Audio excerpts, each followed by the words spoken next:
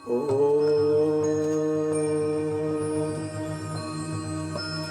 यदि सुख चाहे जीव तो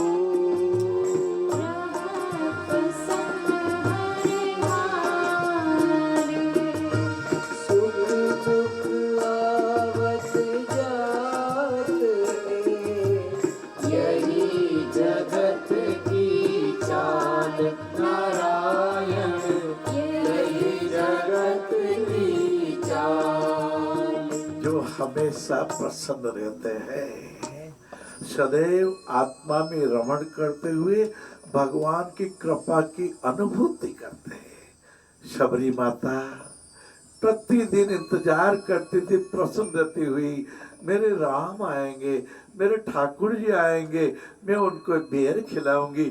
और ठाकुर जी पधारे, रामचंद्र भगवान लक्ष्मण जी के साथ पधारे। बाबू, भाइयों, बहनों, हर हाल में राजी रहना, सारे काम राजी राजी, तेरा भाड़ा करने में सावधान हो, आप सुख में उदार रहो, दुख में त्याग भावना बढ़े, आपके मन के विकारों को आप दूर कर सको। ये आपके हमारे हाथ में सत्संग के प्रभाव से न रहो। हाँ, जीवन पथ का मार्ग वह पथ क्या, पथिक पथिकता क्या, जिस पथ पर बिखरे शूल न हो, नाविक की धैर्य परीक्षा क्या, जब धाराएं प्रतिकूल न हो।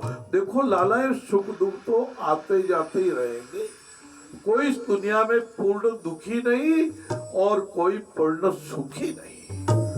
जो सुख दुख में समभाव रहे, जो शांति के साम्राज्य में आनंदित रहे, जो राग द्वेष से दूर रहे, जो समभावी क्षमा भावी रहे, जो करुणा रखे, जो मैत्री रखे। बाबू, ये आप और हम बहन जी, जी भाभी जी, जी माता जी, भैया जी रख सकते हैं, असंभव नहीं है बाबूड़ा।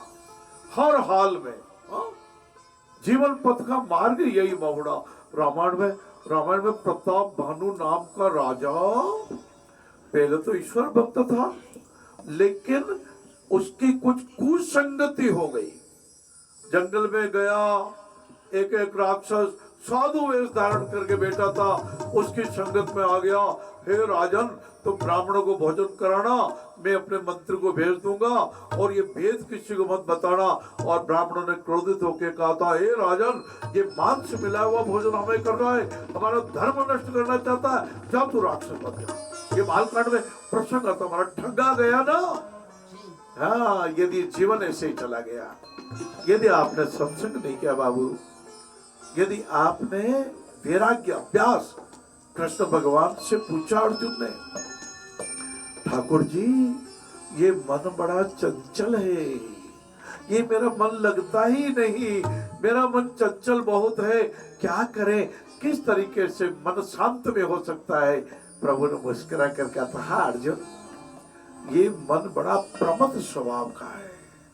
दो ही तरीके से इसको मन को शांत किया जा सकता है, अभ्यास के द्वारा और वैराग्य के द्वारा।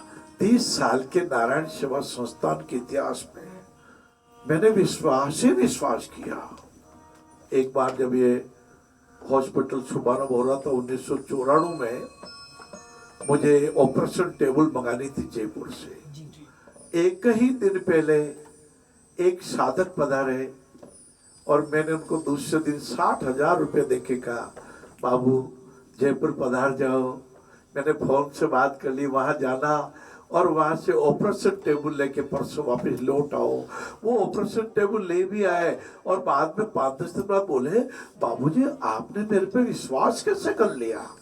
मैंने कहा आप पर विश्वास नहीं करूं तो किस पे करूं? क्या दीवालों पर, क्या इस टेबल पर? अरे ये तो जड़ है, ये खड़ताल बस्ती है, लेकिन इसमें प्राण नहीं है। आप में प्राण है, आप में जीवन है, आप में परमात्मा विराजते हैं। आप पर यदि मनुष्य विश्वास नहीं करे तो किस पे करेगा?